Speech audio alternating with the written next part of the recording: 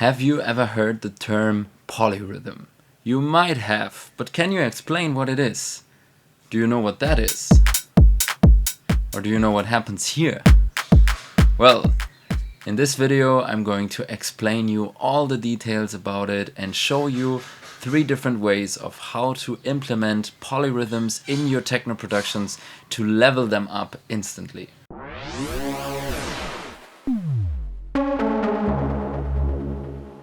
So polyrhythms are kind of one of the secret tricks that not everybody knows about, that you maybe are using without even knowing what it is. So in this video I want to give you a general overview about what polyrhythms are and how you can use them in techno, of course. So first of all, in general, let's talk about polyrhythms. What does it mean? So you can see here, this is half a bar, right? So 2 kicks. Which means that this section is divided into 2 equal parts, right? So nothing about this is a polyrhythm yet. So now if I click Command 3, I'm switching to the triolic grid, and what I'm gonna do is I'm gonna draw those 3 notes in so that in the equal space that I used 2 equally sized kick drums in, right? Both are a quarter, so this is half a bar. In this half a bar, now I'm going to place 3 also equally big, right? You can see they're all the same length, equally in length other notes. So I have this clap here. And now you can see that in this half a bar, this kick is playing 2 hits, while this clap is playing 3 hits. And I had to use the triolic grid for it, because you can see if I switch back, here is the grid of the usual 16th notes. So this one and this one, they are not on the usual 16th note grid. So we have to switch, and now we see that this is fitting in here. All right, so now let's have a listen to that.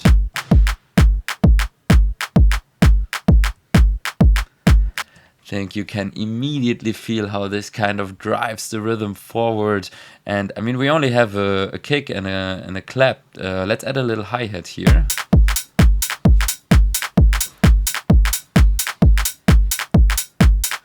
Yo, this is so groovy. So polyrhythms like this are very, very helpful in adding grooves to your track, also making your track feel more like hypnotizing, like the listener will never really understand what's happening here with the claps, because polyrhythms, as easy as it seems now if we look at it, by just listening, it's very hard to understand what actually is happening there. So I've prepared some more examples. For example, this is a 4/3 polyrhythm. So here we had a 2/3, right? 2/3 equally long parts. Now we have 4 equally long parts against 3 equally long parts. So once again, we had to switch to the triolic grid like this. And now you can see that they are a little bit longer to fit in.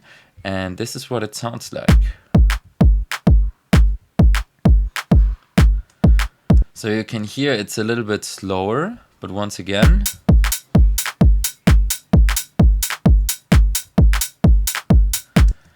sounds very cool in a way. Just adds some interesting rhythm to the beat. And of course, what you have to have in mind in a lot of polyrhythms, when you have this like a 2 or 4 over like a 3 or something, there will be, the 3 will not be on the grid of the 16th notes. So it could be a little bit weird also if you had like, let's say, a 16th note hi-hat running here, then here you would have like some transients, like just delayed a little bit. So you have to make sure that everything feels right for you when you're using this. But in general, this is just a great technique to get some groove into your drums. Let's listen to a 4/5 polyrhythm. So this time, once again, 4 kicks, but this time 5 claps.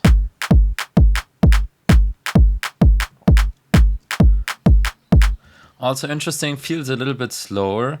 So this 4/5 rhythm, not as powerful maybe as the 2/3. So now, big question, if we have 4/6, what is that? Of course, that's the same as 2/3 4/6 equals 2/3 because it's just divided by 2, right? So it's basically just the same thing twice, right? So you could also do some very crazy stuff, like you could do 4/7. So the way you would do this is essentially draw in your nodes, like 1, 2, 3, 4, 5, 6, 7, and then you draw an 8th node, and you put your marker here, your mouse, and now if you select them all, there is a little marker here, so you can move this one to the end of the clip, so your last node is not in the clip anymore, because this one is only used as the tool. And now you can see here that I miscounted in some way, right? We didn't want it like this, but rather like this. Yes, so now we have 4/7.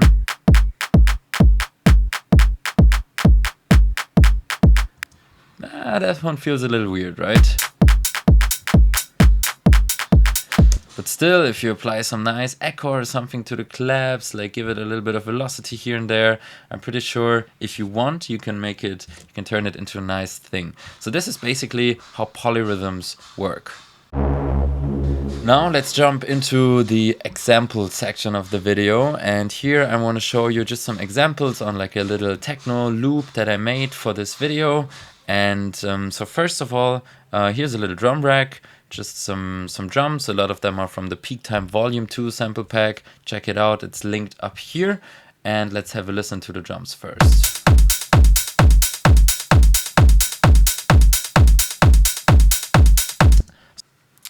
So this is now a different kind of polyrhythm here in the drums, because what I didn't want to do this time is to have something in the triolic grid, right? Like this, then I could go like this, this, this, then I would have the 2 against 3 polyrhythm.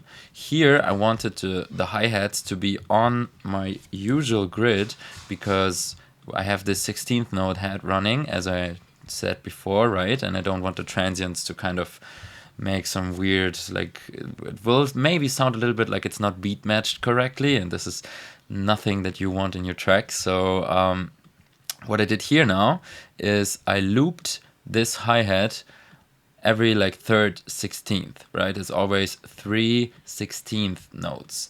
And if you continue walking down that road, 3, 3, 3, you eventually end up with 1 16th to like not enough, right? So basically, actually our track for only this hi-hat should be like, should be like this, right? And then here would be the start of the new loop. But of course, the start is obviously here for our kick drums.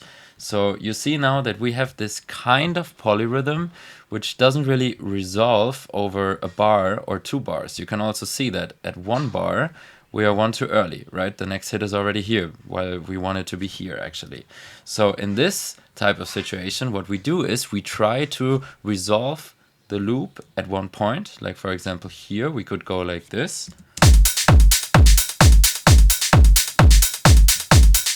Or we could like go like this and resolve it after 2 bars.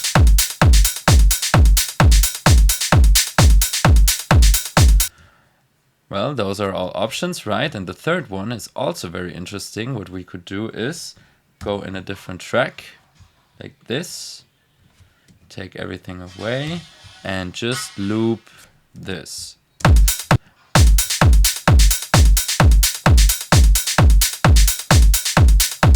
And now we can leave it running for the whole track, and it's never going to resolve. So both of the options are very interesting. It's interesting to have this kind of polyrhythm and resolve it at a point. I think I liked it here a little bit more, so I'm gonna just copy. I mean, we don't have to copy, it's more like this is the loop. So for this example, I like this one more, but it's also very interesting to have one polyrhythm going for the whole time, right? And it never really stops being this unresolved polyrhythmic thing, which is also very interesting, you know? So just make sure you try this out when you do your track, kind of experiment with it, right? So now let's check out this synth that I made here.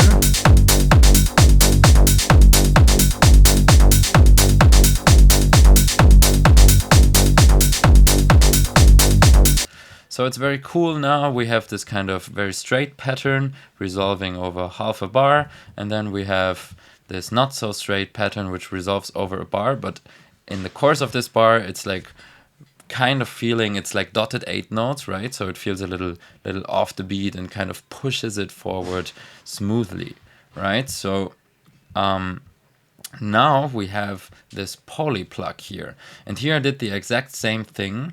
Instead of resolving it like this, I wanted it to run forever as a polyrhythm.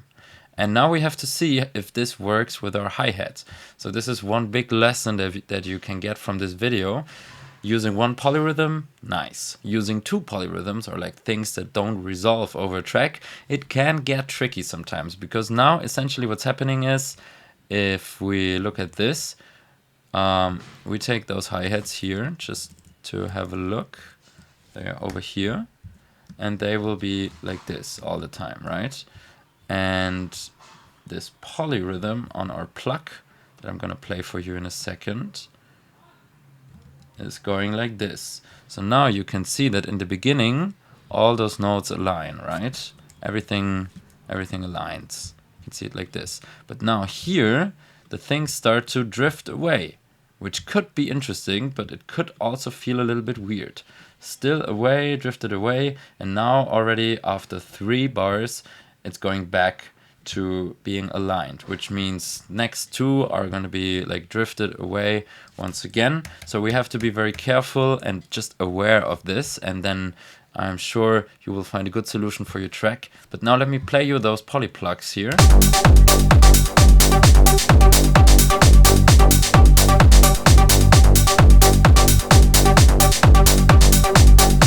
Let me disable the hi-hat for a moment.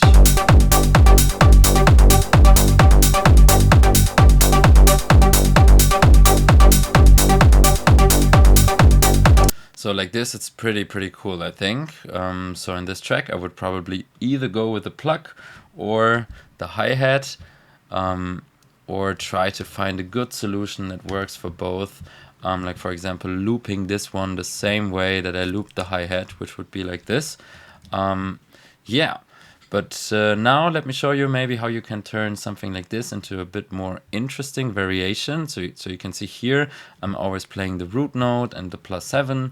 So maybe there could be a situation where I mix it up a little bit.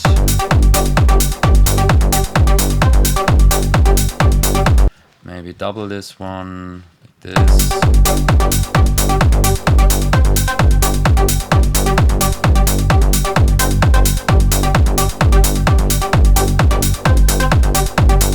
And now you can hear that slowly the position of this variation is drifting closer to the beginning of the loop. While in the beginning it was at the end, right? When we start to play it, it feels like it's almost at the end of the 2 bar.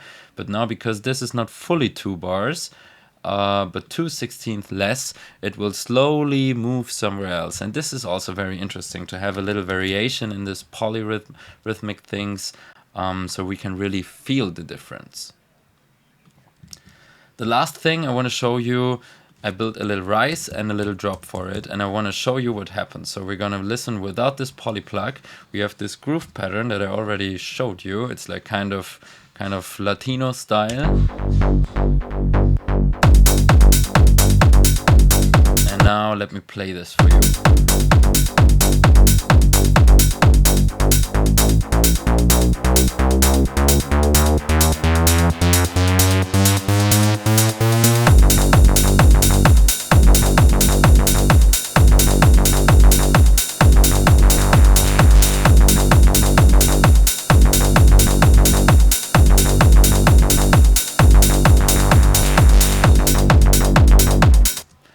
So what happened here?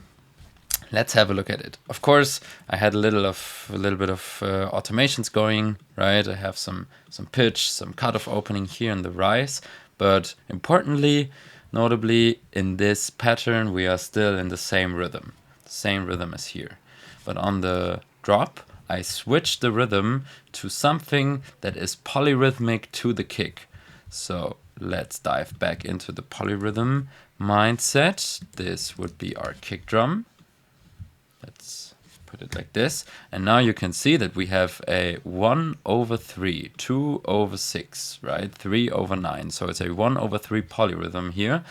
The kick drum relative to this synth, and this switch from very, very straight pattern to polyrhythmic pattern just feels so interesting.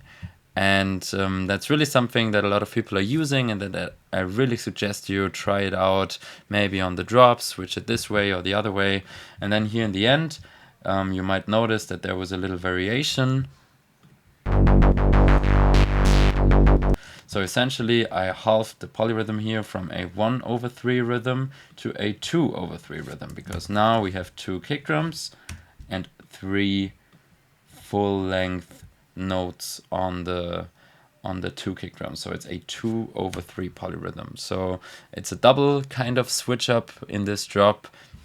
And I think that's really interesting for your tracks. By the way, the sounds, both the polyplug, this lead sound here, this dark plug, you can get it for free. Just follow the link in the description and you can claim your free presets.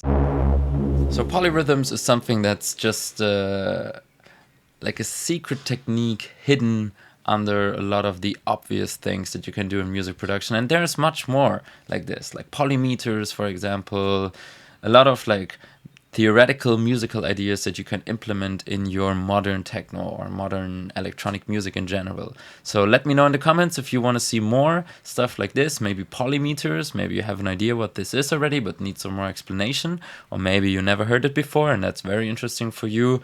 Let us know, and until then I would say have a good time and keep making music.